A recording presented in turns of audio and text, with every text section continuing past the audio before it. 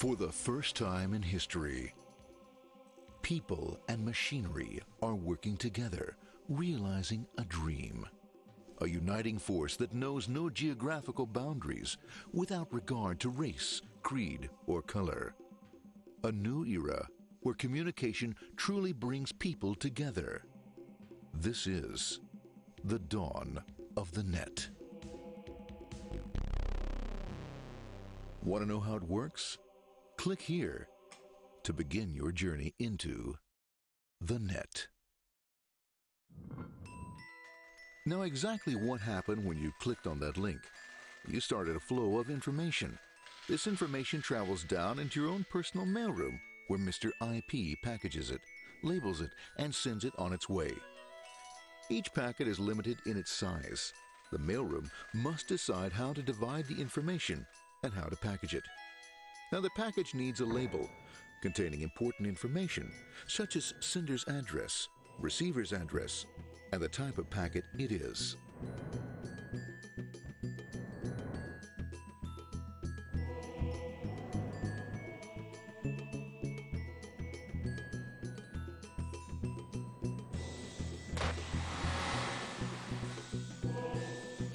Because this particular packet is going out onto the Internet, it also gets an address for the proxy server, which has a special function, as we'll see later. The packet is now launched onto your local area network, or LAN. This network is used to connect all the local computers, routers, printers, etc. for information exchange within the physical walls of the building. The LAN is a pretty uncontrolled place, and unfortunately, accidents can happen.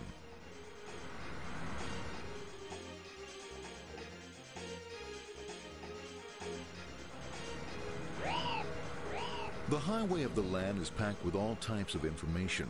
These are IP packets, Novell packets, Apple Talk packets. They're going against traffic, as usual. The local router reads the address and, if necessary, lifts the packet onto another network. The router, a symbol of control in a seemingly disorganized world. Sorry about that. Let's go with this one here, this one here. This one goes here, this one goes here. I don't like this one. Let's go with this one. Let's go here.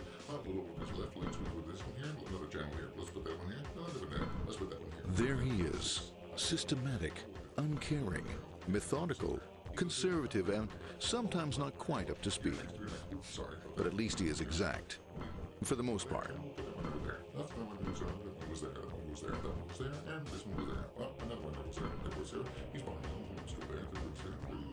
He goes there. Let's put that one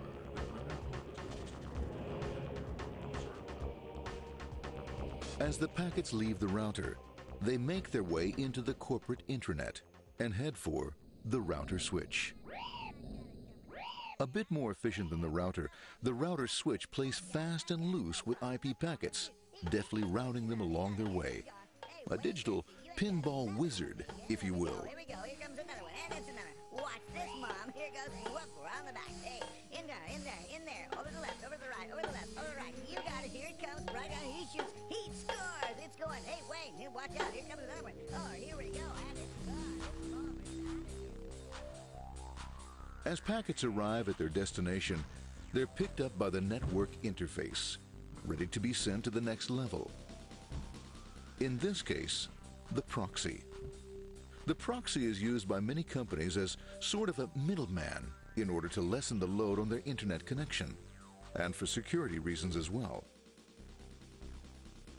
As you can see, the packets are all of various sizes, depending upon their content.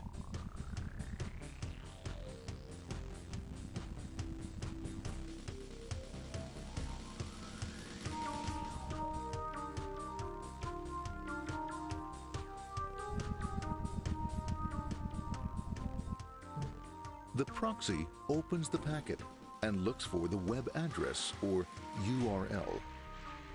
Depending upon whether the address is acceptable, the packet is sent onto the Internet.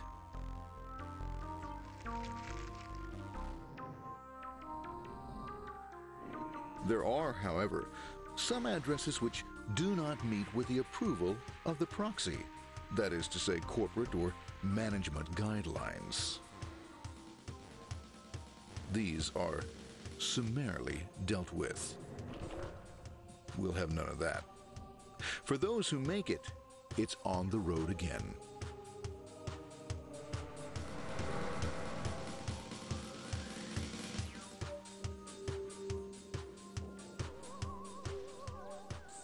Next up, the firewall. The corporate firewall serves two purposes.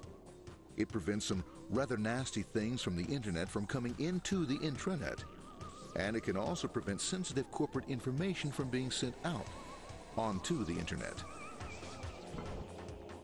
Once through the firewall, a router picks up the packet and places it onto a much narrower road, or bandwidth, as we say. Obviously, the road is not broad enough to take them all. Now you might wonder what happens to all those packets which don't make it along the way. Well, when Mr. IP doesn't receive an acknowledgement that a packet has been received in due time, he simply sends a replacement packet.